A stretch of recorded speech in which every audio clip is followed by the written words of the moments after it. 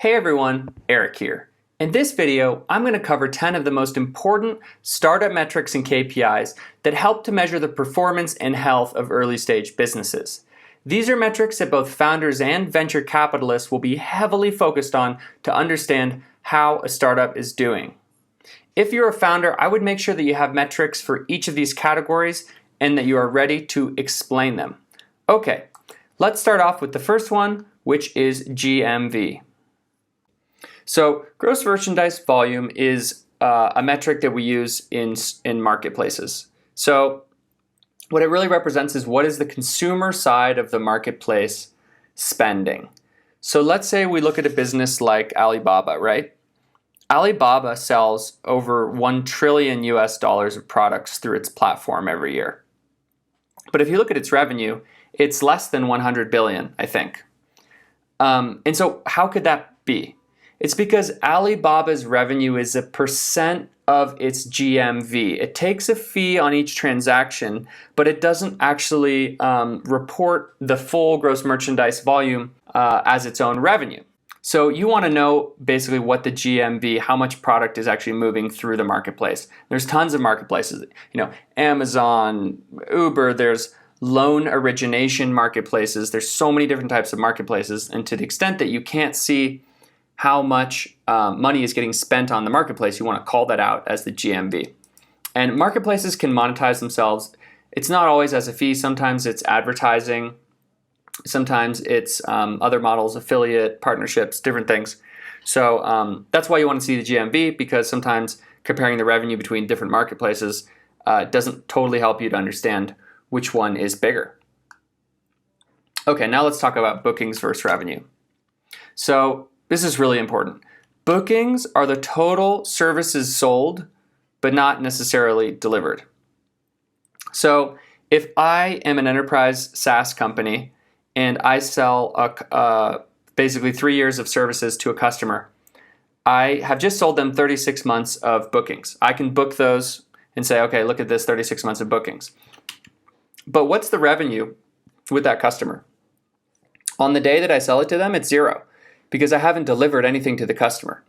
So the revenue is the services delivered to the customer. So I can only book my revenue when I hand the product to the customer. So what you basically see with certain types of businesses that especially are able to sell large amounts of their product up front and then deliver them later is that they have a large amount of deferred revenue, which is basically unearned revenue, products that they owe to their customers. And businesses with high amounts of deferred revenue is bookings minus revenue, have very favorable cash dynamics because they collect their customers' cash up front before they give them the product. And so a lot of times these businesses are enterprise software businesses, but oftentimes they're education businesses or businesses that run events. Any business that can collect the money before it gives the product to the customer can fund a lot of its own growth because it gets all the money up front. So it's really important to know the difference between bookings and revenue, and to make sure that you can show the deferred revenue to the extent that there's a large balance. Okay, the next is total versus recurring revenue. So what percent of your revenue is recurring in nature? So what is recurring revenue? Revenue where the customer agrees to continue purchasing on some sort of schedule. So the most obvious example of that is a subscription business. And so why do we want to know what percent of our revenue is recurring? It's because it makes our business much more predictable. If you have 1,000 customers that purchase this month, and none of them have signed on to some sort of recurring plan, you have no idea what to expect for your revenue next month. And you have no security. But if 1,000 customers have said, yeah, I'm going to buy every month from you, sure, some of them might cancel, but you know that basically most of those customers will probably buy again next month. So it makes your revenue more predictable. These businesses are usually much more profitable. And I just want to highlight, services businesses usually have much lower recurring revenue than businesses that sell products. So understanding what percent of your revenue is recurring is really, really important. And investors are going to want to see that. And you should understand that. And then recurring revenue is monthly recurring revenue. That's what you see every month. And then we have annual recurring revenue. And that is basically just your monthly recurring revenue times 12. So let's say your MRR is 100,000. Your ARR would just be that times 12, which would be 1.2 million. And usually in financial models, like if this is your MRR each month, I would just put another line with your ARR below it. Because your ARR basically shows you okay, if we do 100,000 every month for 12 months straight, we would be doing 1.2 million in revenue. So it gives you a sense of really sort of at what scale is your business operating at when you analyze it, and it kind of helps your brain wrap around a little better. And it's a really, really, really, really common metric. And both these metrics are some of the most common metrics. Next, let's talk about growth. So growth, there's no one metric that you use to measure growth. Depends on what the business is trying to do. Whatever your most important thing that you're trying to achieve is, you should measure the growth of that. For many businesses, that's users or revenue or bookings. Could be something else, but probably one of those three. And so in general, you're going to be looking at month-over-month growth. Some really early stage businesses look at week-over-week growth, but I think month-over-month growth is probably the most common. And also year-over-year growth. So that would be where if you have January 2021, you would look at January 2020, a year back, and say, okay, what's our year-over-year growth? Or you can even measure the entire year. But month-over-month growth is very, very common. But there's another monthly growth rate metric which has emerged as being really, really important, and I think is actually better than the typical month-over-month growth, and it's called compounded monthly growth rate. You'll see it, the acronym as CMGR, just know that's compounded monthly growth rate. So the CMGR basically helps us solve a problem, which is that if you look at month-to-month growth, 1 month could be 3%, 1 month could be 77%, and over a longer period of time, it becomes kind of hard to understand how fast is the business actually growing over a period of time, because the month-to-month numbers are really volatile. And I mean, if you even think about it, the number of days in a month can be in some months 28 days, in other months 31 days, and that can affect it too. So the CMGR gives you an IRR for a longer period of time. So that gives you the average compounding monthly growth rate over a period of time. So it's actually pretty helpful. So let me show you an example of sort of how you would calculate it. It's an easy calculation. Let's say in January our MRR, and in this case for growth we're using, let's say revenue, was 100K. And in October it was 900K, right? So how we would basically do this is, okay, at what average monthly growth rate is it compounding at to get from 100 to 900K over, that's a 9-month period. So here's the formula. Formula's here. You just take the last month of your time period, divided by the first month. You raise that to the power of 1 divided by the number of months in the time period, which is 9. And then you just subtract 1. So basically this business is compounding at 28% per month on average over that 9-month period. CMGR, a lot of times you see people calculating it over sort of the past 6-month period or the past 12-month period. Those are popular.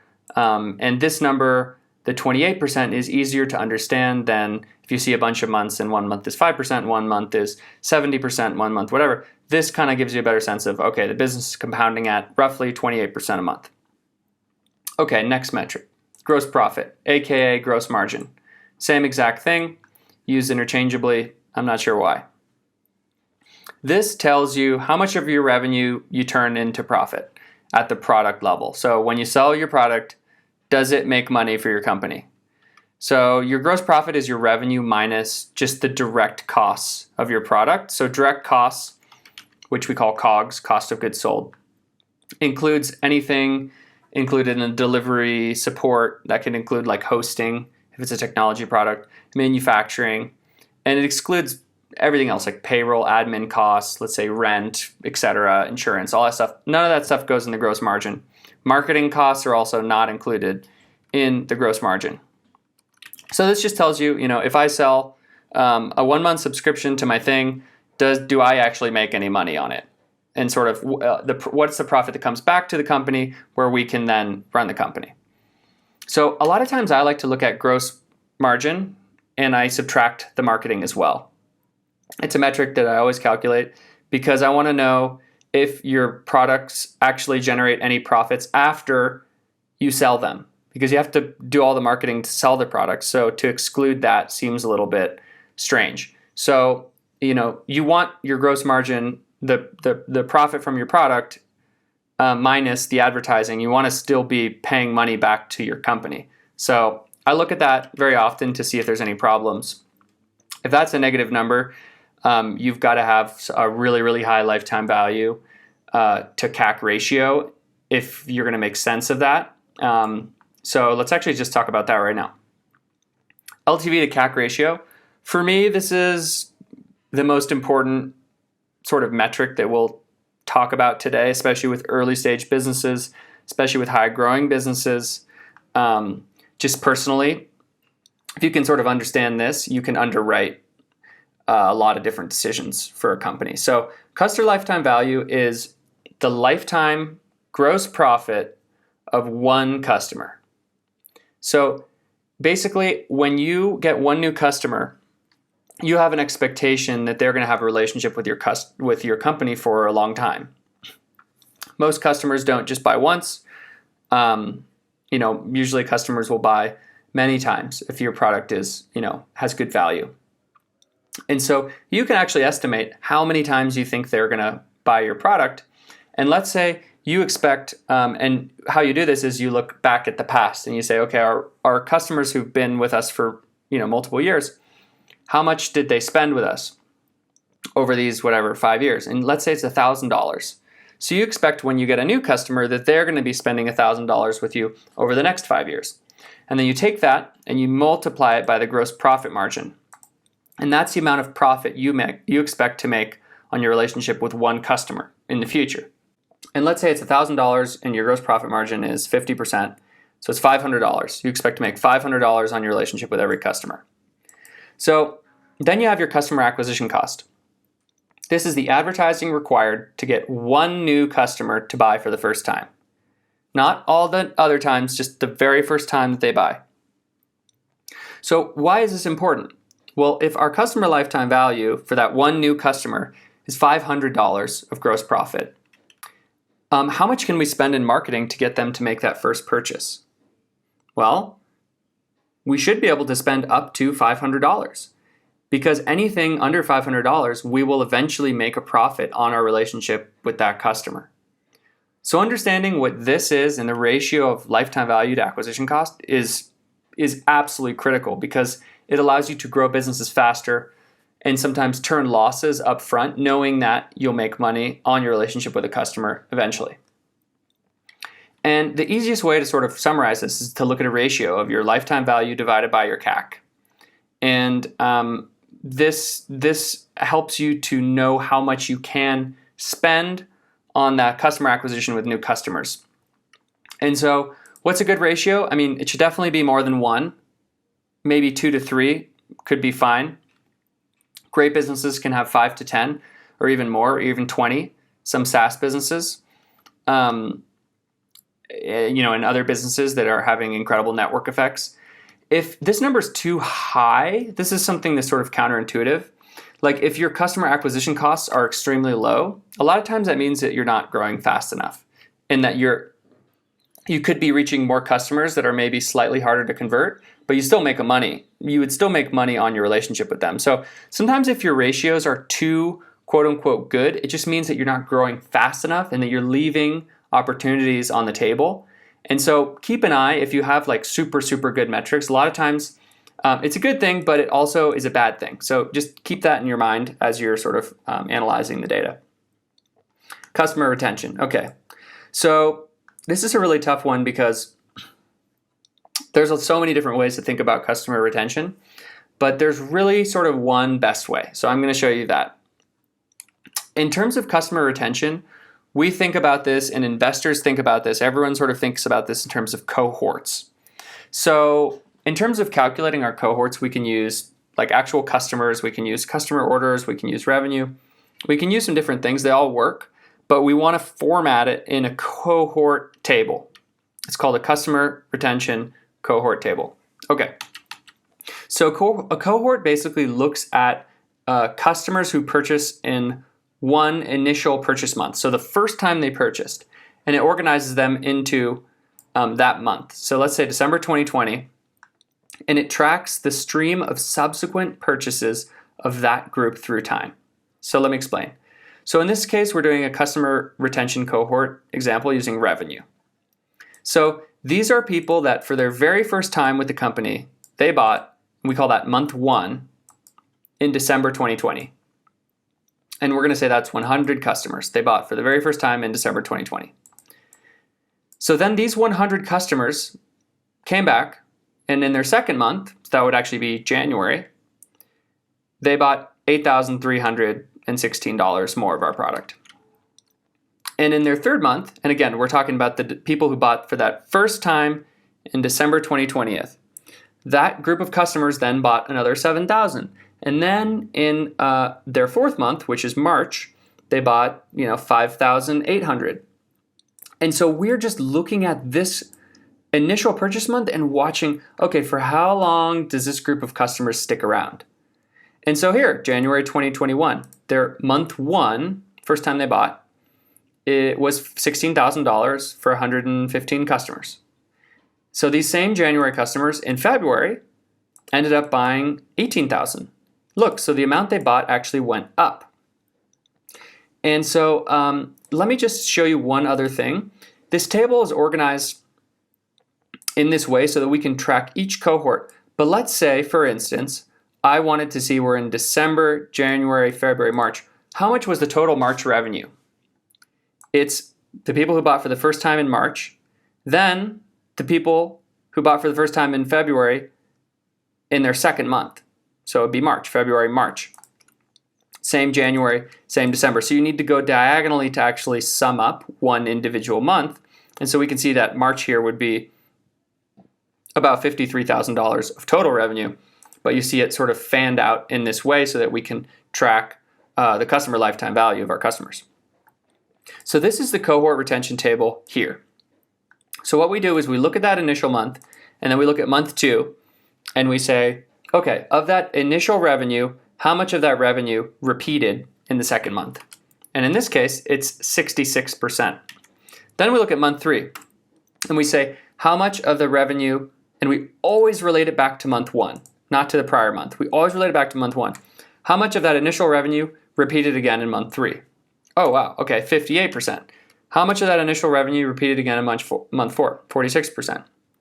So when we look at January, how could it be that we went from 100%, so the initial revenue, to 120? Well, this is actually something called expansion revenue. And this is when we're actually able to sell more to our customers than when we initially sold to them the first time. And so under what kind of circumstances could this happen? Okay, let's say we're Spotify. We sell a monthly music plan, right?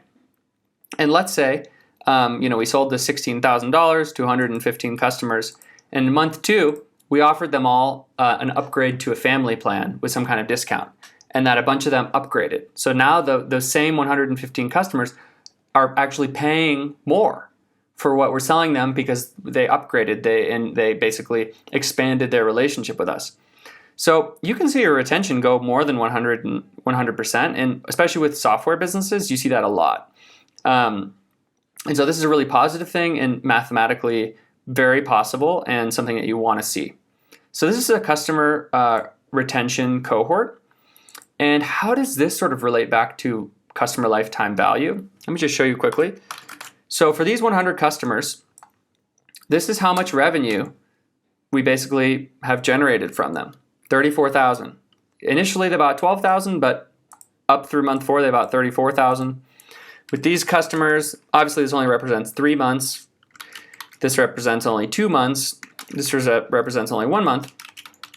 But let's say we took their revenue and we multiplied it by 70%, which is the gross profit margin, and then we divided it by the number of customers. This tells you the total customer lifetime value of each customer. Of course, you'd expect these customers would be buying for many more months, but at least up until the date of March 2021, we have some rough customer lifetime values. So then you can kind of understand, okay, how much can we invest in marketing and et cetera? Where are we at with the customer lifetime value? So that's how we look at customer retention across many, many different types of business models. I suggest that you do the same. And subscription businesses, monthly churn rate is obviously very common. Retention, customer cohorts is the best. You can use this for all types of businesses. I suggest you do. For subscription businesses, you can use churn rate, which is just basically the amount of clients that you lose every month. So if you have 100 clients last month and you lose 20 this month, so then you have 80. Churn rate is just the percent, 20% churn. So you can call that out, but sort of your retention charts will be the best. And by the way, great businesses usually have a churn rate of under 10%, assuming they're running subscription businesses, sometimes even lower, like 5%. Okay, finally, let's talk about active customers / users. This doesn't apply to all businesses, but for businesses that are trying to have a lot of active users, then this matters. So this is the number of customers doing whatever you define as active. So that could be buying, logging in, spending a certain amount of time on the site. You need to have a really clear definition of active and filter out non-important users like accidental users or people that aren't basically doing what you want them to do. So again, active user, it doesn't totally apply to every business, but really important for marketplaces, software businesses, fintech businesses, maybe.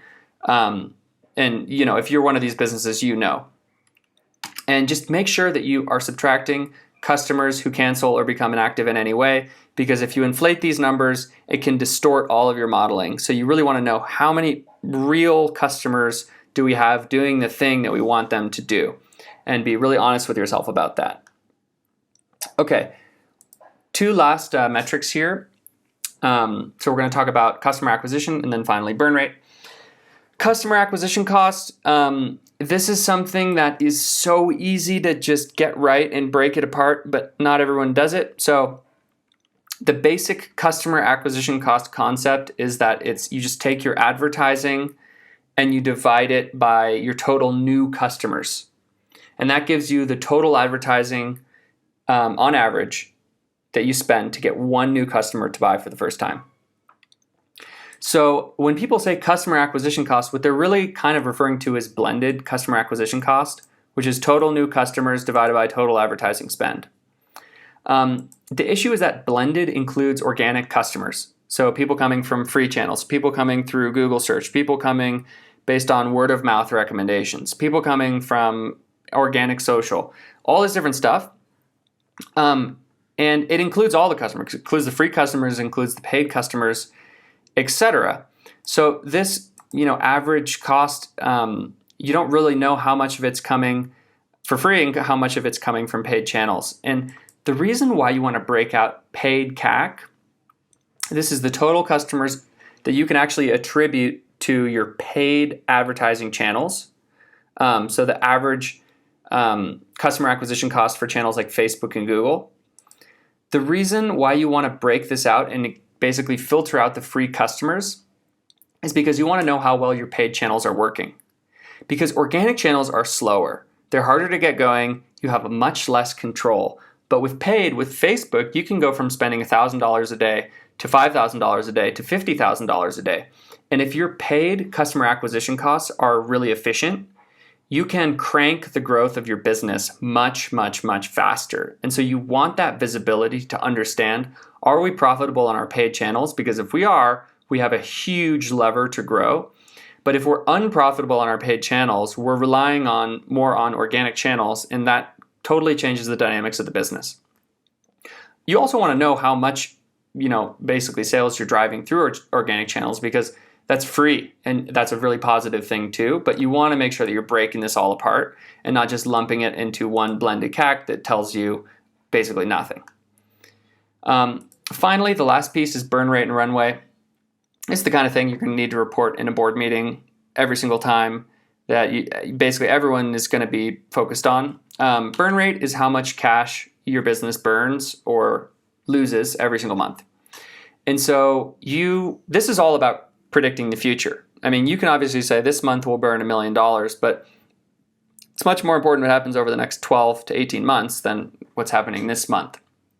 So you need a good financial model projecting into the future to try to estimate your future cash needs and how much cash you're going to burn to hit your revenue goals. And so your runway is basically how many months you have until you run out of cash, assuming that your business loses cash, which many startups do in the short term. And you just calculate your runway by looking at your current cash, and you look at your future burn rates and try to figure out how many months do you have left. And calculating a fairly accurate runway is critical because fundraising can take sometimes even 6 months. So you want a pretty big heads up on when you're going to need more cash so that you have time to get organized and figure out, sort of how much money do you need to raise, etc. So I hope you learned a ton in this video about startup metrics and KPIs and how to think through more real-life situations. By the way, in the description below, you can download this Excel file for free if you want to use it for yourself. I've also linked down below to some of my other startup financial modeling videos as well, where we deep dive into many of the concepts from this video, as well as into full financial models for a lot of different types of businesses. And if you found this content valuable, please subscribe and click the little bell icon. Like this video, leave me a comment below, and also check out my online courses if you need to improve your Excel and finance skills. All right, that's all for today. Thanks for watching, and I'll see you in the next video.